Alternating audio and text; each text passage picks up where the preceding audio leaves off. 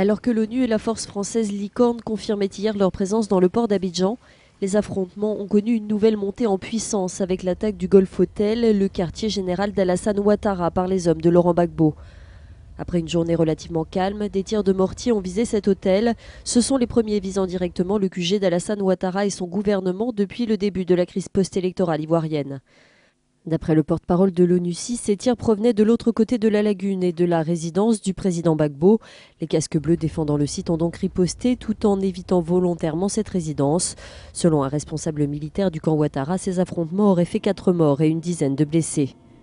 Le porte-parole de Laurent Gbagbo, Aouadone Melo, lui dément cet incident qu'il qualifie d'imaginaire et affirme que le président sortant ne fait que résister aux attaques de l'armée française. Laurent Gbagbo appelle ainsi à la résistance contre les bombardements et les agissements de l'armée française en Côte d'Ivoire.